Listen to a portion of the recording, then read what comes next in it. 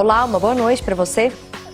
Hoje no TV Notícias a gente fala sobre trânsito. Você sabe o que fazer caso se envolva em algum acidente? A gente mostra quais são os procedimentos corretos. Tem reportagens sobre saúde, os cuidados com a depilação a laser para quem recorre à técnica, seja por motivos de saúde ou estética. Inscrições abertas para você que é da área da saúde e quer participar do simpósio de oncologia em Uberlândia. Os detalhes agora no TV Notícias.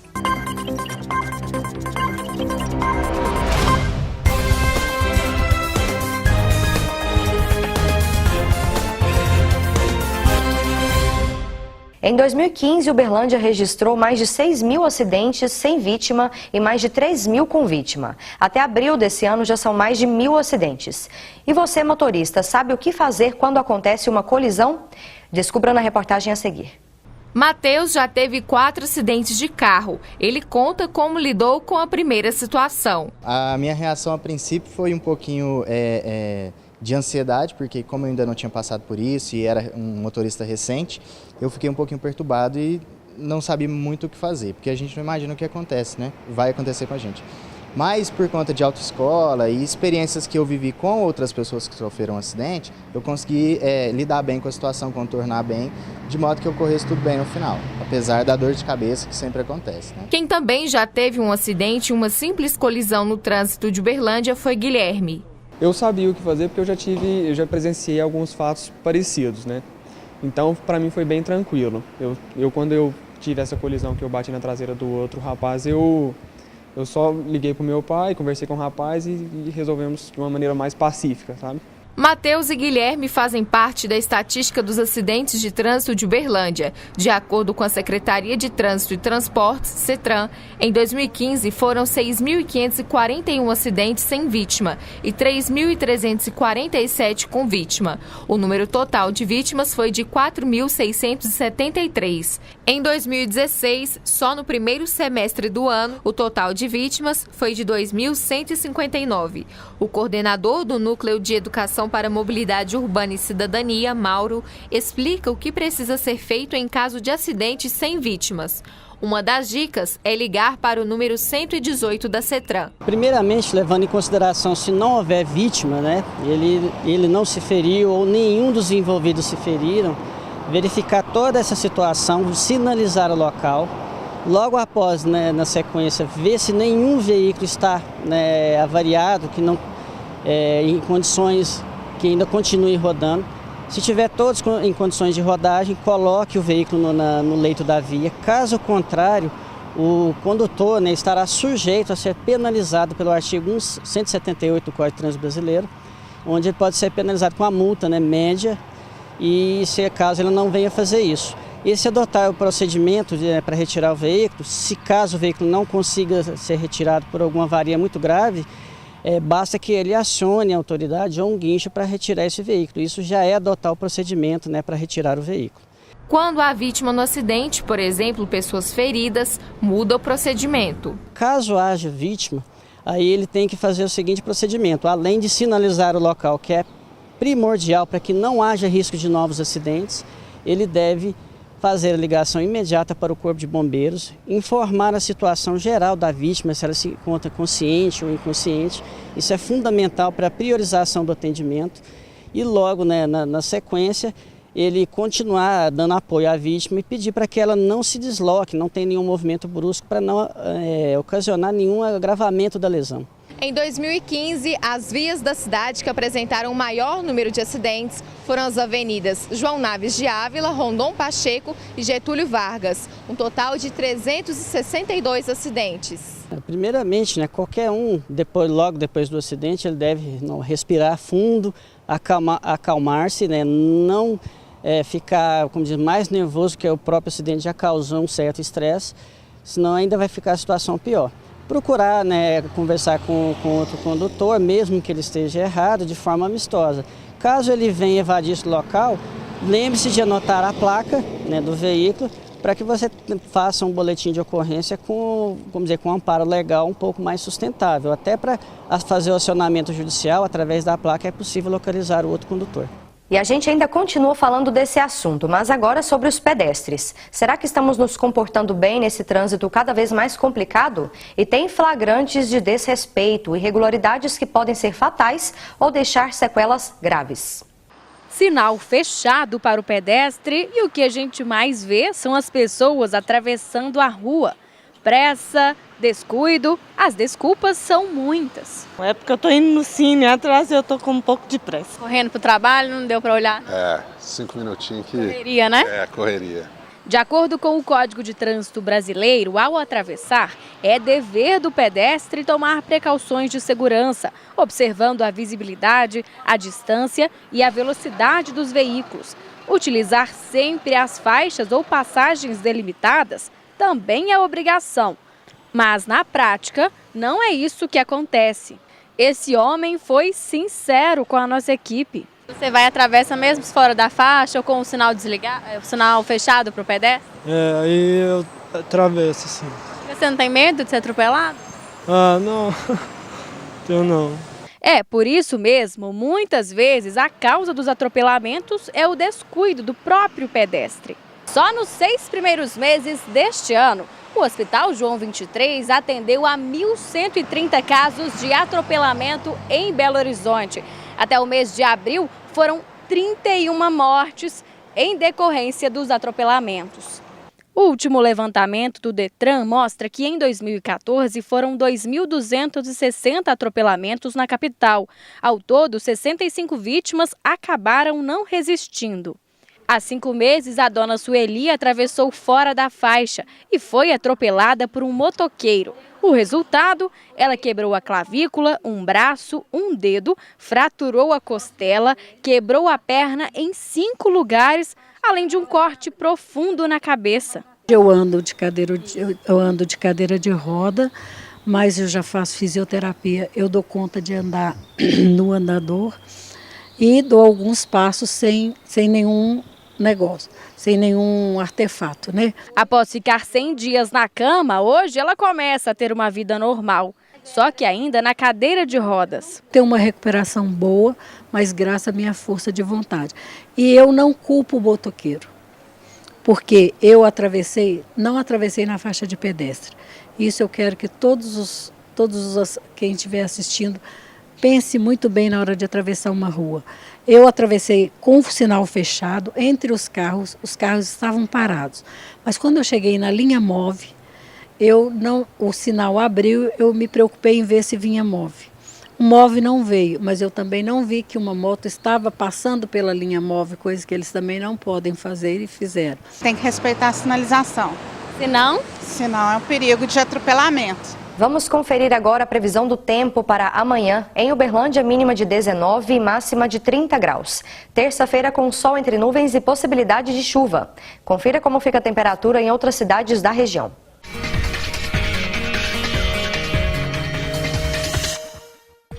Em Patos de Minas, o tempo fica parcialmente nublado. A temperatura varia entre 13 e 31 graus. Mínima de 20 e máxima de 32 graus em Tupaciguara. A previsão é de sol entre nuvens, com possibilidade de chuva. Terça-feira de céu parcialmente nublado em Uberaba. A temperatura varia entre 16 e 35 graus e também pode chover. E em Araguari, o céu fica parcialmente nublado, mínima de 17 e máxima de 30 graus. E o TV Notícias vai para um rápido intervalo e volta já já, não saia daí. Vem pra cá, vem comprar aqui comigo aqui, ó. Olha a mexerica, é o melhor preço da cidade. Olha a banana, pode chegar pra cá, preço especial pra você, ó. Comi tchá.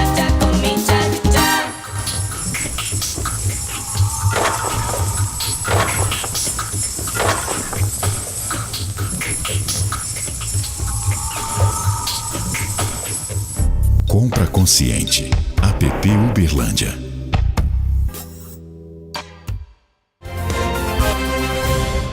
O rompimento da barragem de Fundão da mineradora Samarco, controlada pela Vale e BHP, completou 9 meses. O desastre deixou 19 mortos, 1 desaparecido e alterou a vida de milhares de pessoas. Foram despejados mais de 34 milhões de metros cúbicos de rejeitos no meio ambiente e grande parte da área atingida pela lama sequer foi limpa. Segundo o Ministério Público, nenhum centavo de multa foi pago até agora.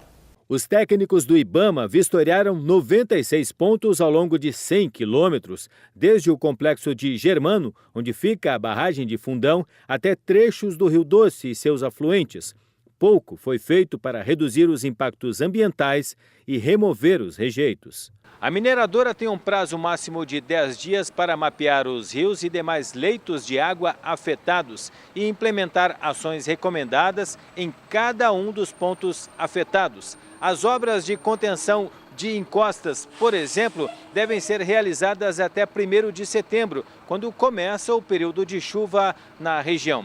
Apenas pelo IBAMA, a mineradora deve pagar multas de até 300 milhões de reais. Mas, segundo o Ministério Público do Estado, a Samarco não pagou até agora 1 centavo. Ela não retirou nada da lama que está depositado às margens dos cursos d'água estaduais e federais. Ela não fez a recuperação de nascentes, de áreas de preservação permanente que ela destruiu. Ela não fez a deposição desse material no local adequado. Ela não realizou nenhuma ação de compensação ambiental para esses municípios que sofreram um impacto ambiental terrível, não tiveram ainda nenhum tipo de compensação. A Samarco não pagou nenhuma multa administrativa que ela recebeu, então realmente é lamentável ver esse tipo de atitude de uma empresa que era tida por referência e que na área ambiental não fez praticamente nada. Espera também nas compensações sociais. Para o promotor, a mineradora se blinda com um acordo feito com o governo federal e os estados de Minas Gerais e Espírito Santo,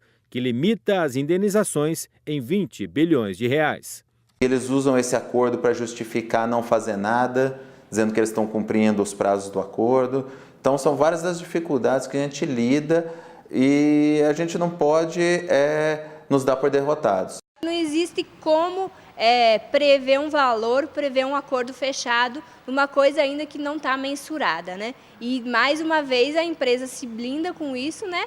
Vai acabar querendo responder apenas aos prazos desse acordo e a comunidade, mais uma vez, não participa das decisões. E agora vamos falar de saúde. Para ficar livre de pelos indesejados, algumas pessoas recorrem à depilação. Existem várias opções e uma delas é a depilação a laser. Na reportagem a seguir, você vai conhecer mais sobre essa técnica. A depilação faz parte do cotidiano de várias mulheres e homens. E uma das opções é a depilação a laser. A médica dermatologista conta que quanto mais escuro e espesso for o pelo, melhores são os resultados. Ela ainda explica que depilação a laser é diferente da fotodepilação. O laser, ele é um foco de luz que ele é coerente, ele tem o mesmo comprimento de onda e ele é focado em alguma coisa. No caso da depilação a laser, ele é focado na melanina que tem no pelo e no bulbo. Então, ele enxerga e destrói exatamente aquilo. Tem, por exemplo, de vaso, ele vê hemoglobina, cada um vê um foco específico. A fotodepilação são vários comprimentos de onda. Ela não é coerente, não é específica. Então, acaba que precisa de mais sessões para ter o mesmo resultado do laser e o risco de queimadura também acaba sendo um pouco maior. Essa é a 5ª sessão que Franciele depila. Ela conta que está satisfeita com os resultados. Foi indicação de uma amiga e o resultado é muito bom. Diminuiu bastante os pelos, já estou na 5ª sessão e recomendo. A partir da adolescência já é possível fazer depilação a laser. Com 6 sessões, cerca de 80% dos pelos já reduzem. Mas durante o processo é importante tomar alguns cuidados. Antes do processo, a gente tem que ter cuidado com o sol, porque como ele vê a melanina, a pele bronzeada tem mais melanina, então aumenta o risco de queimaduras quando está bronzeada. Então não expor ao sol, mais ou menos 15 dias antes. Antes do procedimento, a gente tira os pelos com gilete ou com creme depilatório, não usar cera para não retirar o pelo. E às vezes, na avaliação, a gente vê se precisa usar algum clareador ou não. Após o procedimento, tem que ter também um cuidado com o sol, que o laser deixa a pele mais sensível, para não ter o risco de manchar e nem queimar. Às vezes a gente mantém os clareadores quando é necessário e pode ser que a gente use algum creme anti-inflamatório para evitar a irritação, que algumas pessoas têm um pouquinho. Para reduzir a dor na hora da depilação, junto com o laser, é utilizado um equipamento que resfria o local da pele e, quando necessário, tem a aplicação de pomada anestésica. A depilação a laser pode ser feita com um objetivo estético ou de saúde. Bom, o laser ele é procurado para aqueles pelos indesejáveis em áreas que a pessoa não quer, às vezes o buço ou a axila, virilha. E além disso, a gente usa também para casos de foliculite, homem que tem foliculite em barba, que resolve bastante pelo encravado, que acaba deixando manchas e marcas. E a gente também usa para algumas doenças, onde o pelo acaba atrapalhando. Tem hidrosadenite, cisto pilonidal, algumas doenças que a retirada do pelo ajudaria no processo de inflamação. É a primeira vez que Ronald faz depilação a laser e gostou do resultado. Sem dúvida, eu acho que é um ponto muito importante até para a autoestima do homem mesmo, né? Tá renovando assim. Acontece em setembro o simpósio de oncologia que vai oferecer uma visão multidisciplinar do tratamento de câncer. Qualquer pessoa da área da saúde que tiver interesse pode participar e as inscrições já estão abertas. Informações com o repórter Erivelton Rodrigues. Oi, Daniela. O simpósio deve apresentar alguns avanços na área de oncologia. Para dar detalhes sobre este evento, eu vou conversar agora com a Jussane Alves, ela que é uma das organizadoras. Jussane, conta pra gente qual que é o objetivo do simpósio. O objetivo é trazer bastante informações para todos os profissionais da saúde aqui referente aos tratamentos de oncologia, atualizar os profissionais, aprimorar os conhecimentos, então é isso que a gente quer. Esse é o primeiro ano que nós vamos trabalhar com os médicos. Antes a gente fazia com os enfermeiros, farmacêuticos, psicólogos, os outros profissionais da equipe. E esse ano a gente tem a participação dos médicos. Então vai ser bastante interessante, muito rico em informações. É para atualizar mesmo o tratamento oncológico, trazendo todas as novidades, todas as novas formas de condutas, novas medicações. E também falar sobre um pouco até questões de economia, né, nesse novo cenário de saúde que a gente se encontra. Certas atividades vão ser desenvolvidas de que forma lá? As atividades são distribuídas em blocos, né? Esse ano nós vamos trabalhar com blocos, nós vamos ter uma palestra magna, que é a doutora Ana Cláudia Quintana Arantes, que é uma médica geriatra que faz cuidados paliativos. Né? Ela vai fazer a nossa palestra de abertura, depois nós vamos dividir em blocos de gastrointestinal, mama, os cânceres mais incidentes. E nós vamos tratar nesses blocos, né, as condutas, as medicações, as melhores formas de tratamento, né, contando com os profissionais renomados e bastante experientes. As inscrições já começaram e elas devem ser feitas de que forma? As inscrições já começaram, elas vão até o dia 31 de agosto, podem ser feitas no site, que é o simpósio-cote.com.br. Né? Lá tem todas as informações sobre a maneira de se inscrever. Tem algum tipo de custo? Sim, esse ano nós vamos trabalhar com os valores de R$ 40 para estudantes, tanto de medicina quanto enfermagem, farmácias e os outros membros da equipe multi. Os profissionais, esses que eu citei, são os profissionais já formados, um valor de R$ 60 e para os médicos um valor de R$ 80. Só para reforçar, qual que é a data do simpósio? A data do simpósio é 10 de setembro, que vai dando um sábado, das 8h30 até as 18h. Ok, muito obrigado pelas informações, Jussane. Daniela, é com você no estúdio. Obrigada, Erivelton, pelas informações. E o TV Notícias vai para um rápido intervalo e volta já já.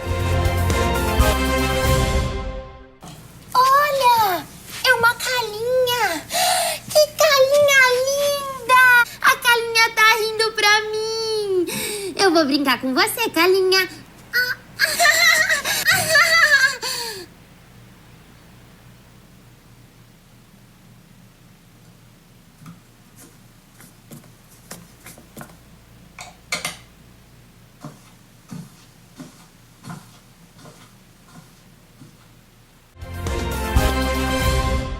Muitos Muitos brasileiros buscam a chance de viver a experiência de morar em outro país por meio do intercâmbio. É uma oportunidade de ter contato com outra cultura, desenvolver trabalhos e ainda aprender ou aprimorar outro idioma. Você vai conhecer agora pessoas que viveram ou desejam viver essa experiência e como elas fizeram isso.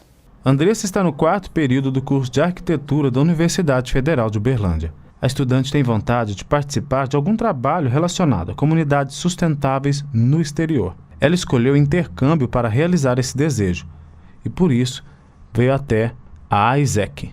Teve um amigo meu que foi para Costa Rica e ele já faz uns 5 anos e ele disse que foi uma experiência muito boa e que aprendeu muito, ele ajudou muito e eu queria participar de alguma coisa do gênero.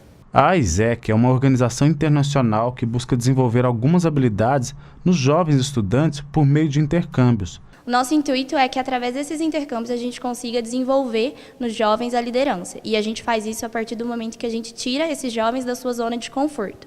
Então, a partir do momento que ele viaja, se desafia a viver essa experiência, ele adquire certas características que a gente considera características de um líder. Então, são características do tipo ser uma pessoa mais responsável, pertencente aos problemas da sua realidade, uma pessoa que se autoconhece e uma pessoa que sabe agir buscando a mudança. Aqui existem vários programas de intercâmbios, sem fins lucrativos. A unidade de Uberlândia funciona nesta sala que fica no bloco 1A, no campus Santa Mônica. Para participar do programa social, a pessoa precisa ter entre 18 e 30 anos e ter uma boa vontade. Então, esses intercâmbios eles acontecem principalmente em países da América Latina e alguns países do leste europeu. E basta a pessoa vir, conhecer um pouco mais sobre o projeto e se aplicar a essas vagas. Então, aplicando essas vagas, ela concorre à chance de fazer esse intercâmbio social em ONGs de outros países. O intercâmbio serve para a troca de experiência, ampliar a visão de mundo, conhecer lugares novos. Existem vários formatos hoje em dia. Por exemplo, tem gente que usa para simplesmente aprender um idioma novo. E é principalmente neste sonho de diversos brasileiros de estudar ou trabalhar fora que a agência de intercâmbios, onde Tiago trabalha, aposta todos os dias. A empresa atua em Uberlândia há 12 anos. A gente trabalha com programas educacionais, de trabalho e também de lazer para quem quer viajar para o exterior. Ele diz que trabalha com vários programas de intercâmbios, mas o carro-chefe são os cursos de idiomas no exterior. Se você quer estudar 1 mês, 2 meses, até 6 meses, seja num país de língua inglesa, espanhola, alemão, a gente tem aí programas em mais de 70 cidades espalhadas pelo mundo. De acordo com a Associação Brasileira de Organizadores de Viagens Educacionais e Culturais, os países mais procurados pelos intercambistas brasileiros são Canadá e Estados Unidos. A terceira maior procura é para o Reino Unido. Ana Paula adora viajar e há cerca de 5 anos fez um intercâmbio para Londres. Então eu estudei, fui com esse propósito de aprender inglês, mas me ampliou muito mais, né? Eu vi que o intercâmbio é muito mais do que você aprender um novo idioma e aperfeiçoar. Ele te faz abrir muito a cabeça para o mundo, né? Para novas culturas, para novas possibilidades. E isso me faz sempre hoje querer continuar viajando para isso. Ela revela que a experiência despertou a vontade de conhecer cada vez mais lugares. Vontade que lhe rendeu até uma volta ao mundo. Tive uma experiência recente que eu pude passar por 15 países, que foi uma volta por 3 continentes. Ao ser questionada se pretende fazer novos intercâmbios... Tenho vontade, com certeza. Ainda tenho vontade de... Acho que o inglês é sempre importante, ou qualquer outra língua, né, de aperfeiçoar. E acho que esses intercâmbios, acho que realmente vai no ponto. São escolas especializadas, né? E além do curso em si, as experiências que você tem de conviver, seja com família, seja com pessoas do mundo inteiro, e poder estar treinando seu inglês ou qualquer outro idioma todos os dias. Uberlândia tem nova secretária de Cultura. Yara Helena Magalhães é mestre em Comunicação e Semiótica pela PUC de São Paulo, professora e pesquisadora em audiovisual e foi administradora da Casa da Cultura de Uberlândia. E ela está aqui comigo no estúdio para a gente conversar um pouquinho, né, Helena? Uma boa noite. Yara, uma boa noite para você. Eu gosto de Helena também. Pode ser chamada de Helena, né? Não, é Helena. Okay, muito boa noite para a senhora aqui no TV Notícias. Eu que agradeço. Obrigada pela presença. Eu que agradeço. É muito bom estar aqui na TV Universitária, esse lugar democrático aqui, eu adoro aqui. E vamos falar de cultura, né? O que te representa assumir a Secretaria de Cultura em Uberlândia, tendo em vista os preceitos básicos, né, de expressão dos segmentos de cultura da sociedade? Eu me lembro de uma música do do Bob Dylan. Eu espero que seja um vento leve para todo mundo. Em síntese é isso, eu espero que seja um vento leve para todos e para mim também. Serão só 5 meses, mas eu acho que 5 meses continuando a democratização do processo cultural. Eu não sei se vocês acompanham, o Brasil, nós nunca tivemos, nesses 500 anos, um sistema nacional de cultura. A cultura foi sempre tratada pelo poder público a partir dos desejos, dos amores, dos quereres, tanto dos artistas quanto de quem está no poder público, de quem está na cultura. E um sistema, ele pressupõe, um sistema de cultura, ele pressupõe que haja uma discussão democrática dessas várias áreas e que algumas prioridades sejam atendidas por qualquer governo que chegar em seguida. E uma coisa que eu gosto de conversar é sobre esse conceito de sistema. Sistema é diferente de processo. Processo. Para eu vir aqui hoje, eu escolhi uma roupa. Foi um processo. Eu pus essa e não pus a outra. Eu pus o sapato, não pus o outro. Pus essa meia, a la Godard, e não pus uma outra. Eu deixei alguma coisa de lado. Agora no sistema não. Um sistema, o conceito de sistema é isso, é aquilo, é aquilo, é aquilo. Então tem que funcionar de uma forma onde os ex são responsáveis pelo sistema. Harmônica, né? Harmonia, né? E esse E são as pessoas, os produtores culturais do Brasil, de Uberlândia, vamos pensar do estado de Uberlândia, os produtores, os artistas, os agentes culturais, organizados e decidindo, influenciando, deliberando sobre as políticas públicas. Falta visibilidade, na sua opinião, como a gente estava conversando nos bastidores? Eu gostaria de fazer... Tem cultura, mas falta visibilidade. Então, eu gostaria, porque eu sou meio Frankenstein, eu sou das várias áreas, né? Eu sou da cultura, eu sou do cinema, da cultura, eu sou da comunicação, porque eu sou professora na área de comunicação. Então, eu acho que é fundamental que as bordas, as periferias, as culturas que estão sendo produzidas, difundidas, acessadas nas periferias, nas bordas, nos centros, que elas tenham uma visibilidade. Esse é um sonho, né? É uma utopia e a gente precisa da utopia para viver. E a minha utopia seria que as pessoas pudessem viver daquilo, sobreviver daquilo que elas gostam de fazer. E a cultura inventa mundos. Tem um viés transformador, né, Yara? Tendo em vista esse viés transformador da cultura, quais as suas principais propostas? Já dá para destacar algumas para a gente? Eu acho que uma das coisas é tentar povoar o poder público, as secretarias, de que a cultura é transversal. Que quando a gente fala que o conceito de cultura é jeito de andar, de fazer, de falar, quando a gente vai para o público, para o poder público, é que a cultura ela é transversal, ela participa de todas as atividades, e ela é criativa. E o criativo é procurar novas formas de se expressar, se colocar no mundo, onde um roteiro de mundo pode ser diferente para todo mundo. Parece que eu estou lá, mas não, tem coisas tão delicadas que essas coisas pequenas, a pequena forma, a micropolítica, o micro jeito de olhar para alguma coisa, de como aquilo quer ser visto, o que eu vejo e o que me veem. Né? Pode ser que as pessoas tenham uma ideia equivocada do que é cultura. Com certeza, né, com cultura certeza. Inata mesmo, né? Você avalia isso, que as pessoas ainda têm uma ideia mitificada da cultura? Eu acho que primeiro porque o que está na grande mídia? O que está na grande mídia são os grandes eventos, são os eventos culturais. E a pessoa que faz aquela boneca de pano, o outro que faz o doce, não sei de que jeito, a outra que faz o boneco, o outro... Isso é o que faz a cultura ser arejada.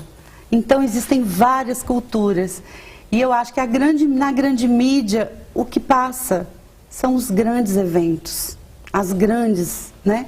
E a cultura não é só isso. Rende muita discussão, né, Yara? Mas só para a gente finalizar, a última pergunta, já tem evento aí em novembro, Festival de Dança, não é isso? Na verdade, todos os espaços da Secretaria Municipal de Cultura acontecem eventos, todos. E os espaços são abertos ao público. Para vocês terem uma ideia, as datas para o Teatro Municipal estão todas lotadas até dezembro. As datas para o Teatro Rondon. E, então, a comunidade de Uberlândia está promovendo, está fazendo cultura. Agora, o meu olhar, o meu cuidado vai ser para as bordas, para as periferias, para as culturas periféricas. Eu vou tentar dar um olhar, uma visibilidade para essas culturas. Aí eu pediria o apoio de todas as pessoas e que a Secretaria de Cultura está aberta para as bordas. Tá certo. Muito obrigada pela sua entrevista, Yara, aqui no TVU Notícias. Eu que agradeço, eu que agradeço. E a gente fica por aqui. Lembrando que as reportagens exibidas estão na página da TV Universitária no Facebook e também no YouTube. E se você quiser dar dicas ou sugestões, basta encaminhar o e-mail para redaçãotvu@gmail.com. Uma ótima noite para você e até amanhã.